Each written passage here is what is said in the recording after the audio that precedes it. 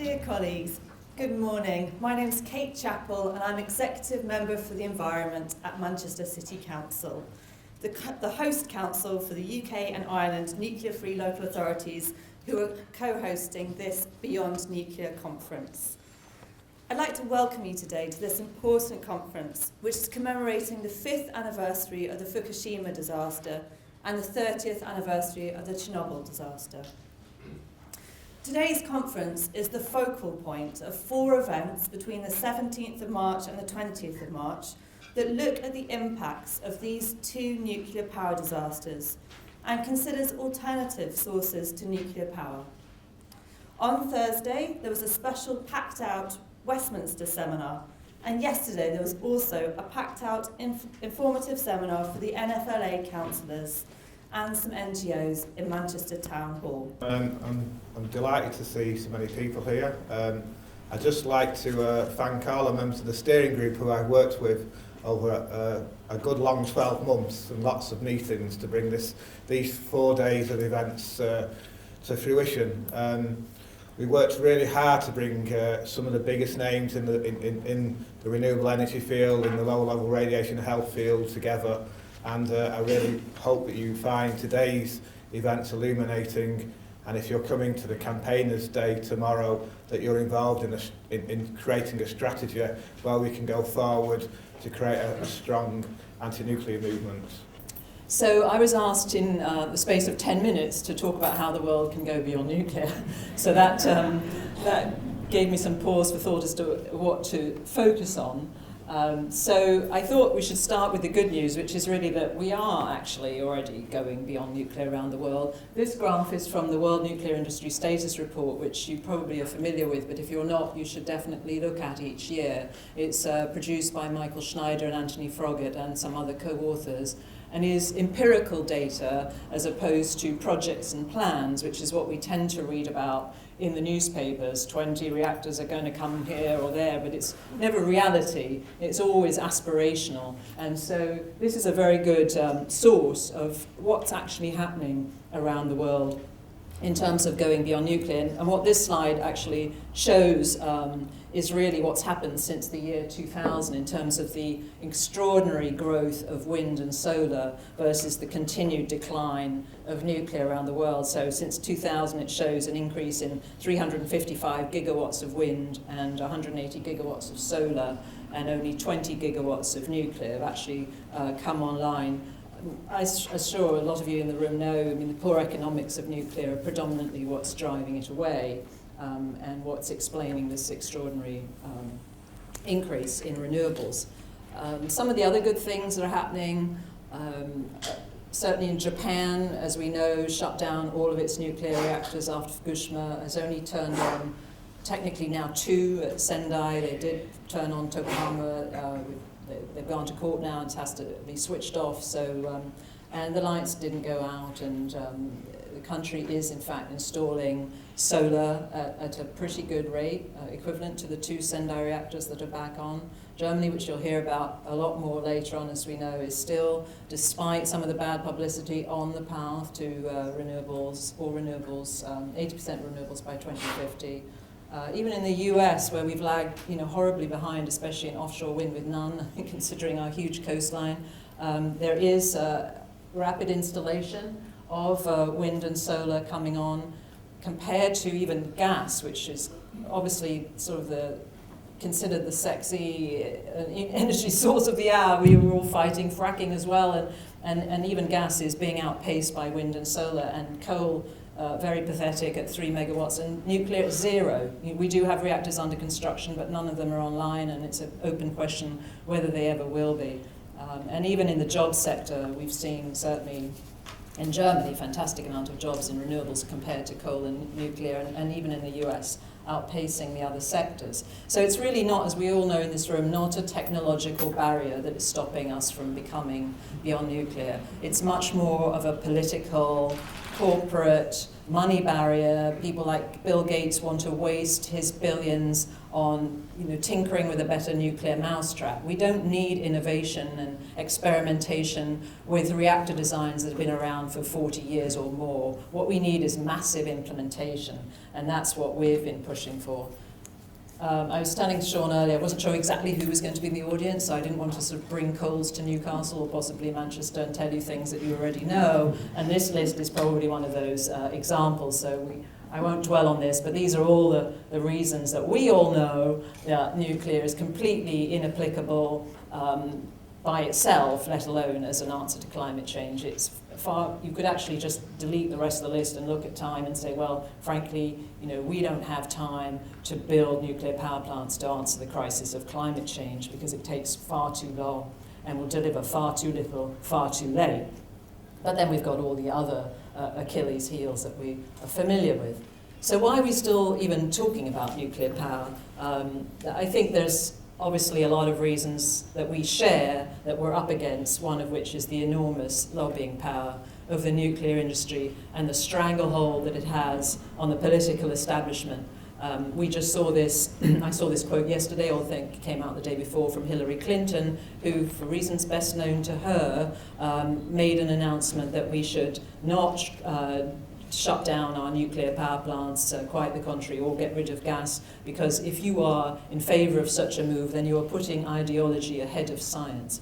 And I think what disappointed me the most, not that she was that she was pro-nuclear, which was sort of a sneaking suspicion, although no one's talked about it on the campaign trail, but more that she decided to inject a cheap shot into her statement at environmentalists who oppose nuclear energy. The idea that we are not scientists or not scientific and that we're just doing it for ideological reasons, I thought was a low thing to do. So we will, I'm sure, as Beyond Nuclear and others, be taking her to task for that. The old nuclear wolves in sheep's clothing are these small modular reactors, the sodium-cooled reactors. They're all being presented to us as brilliant new ideas and not new at all. And they're failed old technologies that no one wants to buy. So the economy of scale of small modular reactors is just not going to work. And so these are non-starters on Wall Street, on Main Street, everywhere in the financial institutions. And they're being sort of dressed up in new clothing to fool us into thinking it's something exciting and new.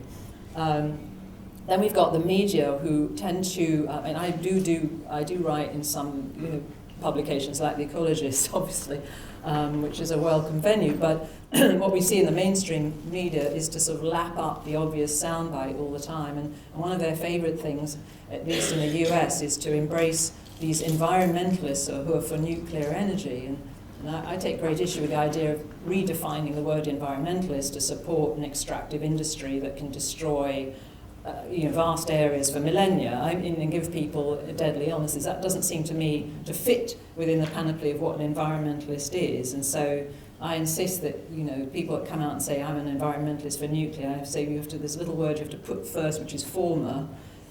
Then go ahead. Say what you want to say, but it doesn't fit.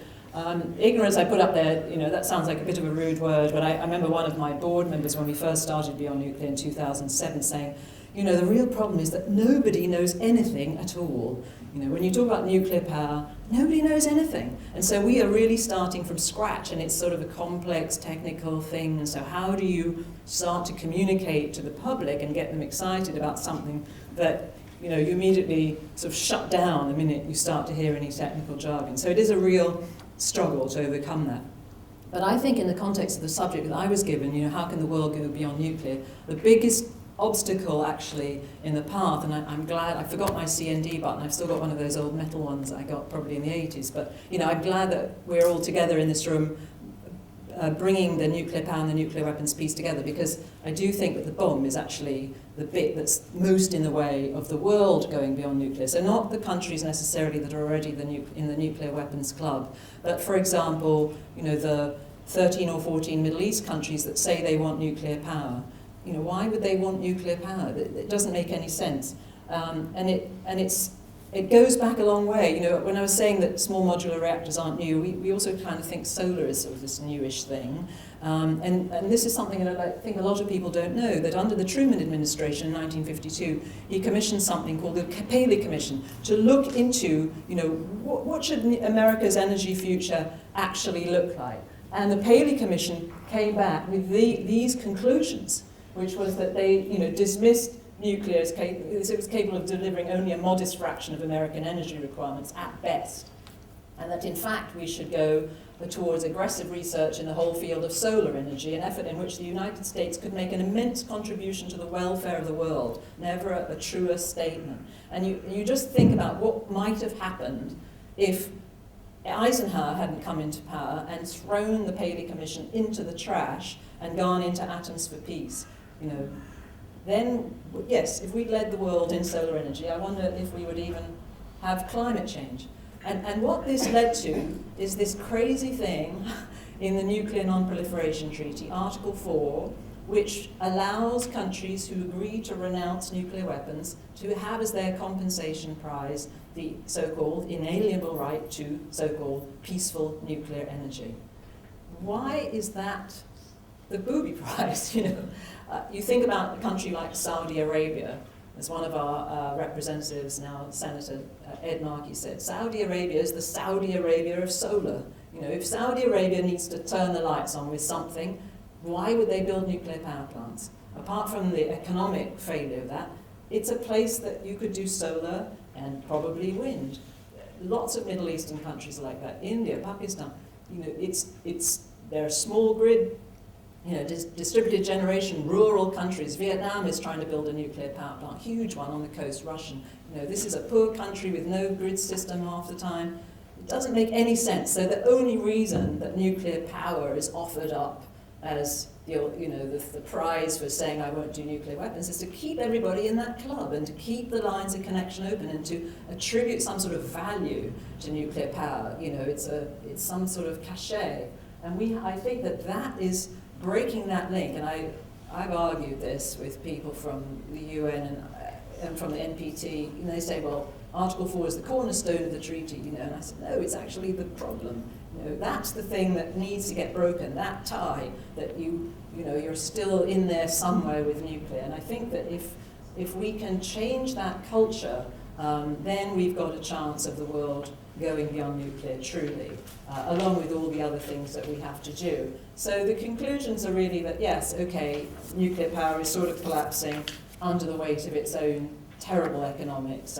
So it'll probably go away eventually anyway, but we all have to, in this room and everywhere else, have to continue to push it out of the door, because otherwise it's stealing our tax dollars and it's strangling renewable energy and not allowing the things that we want to see actually develop.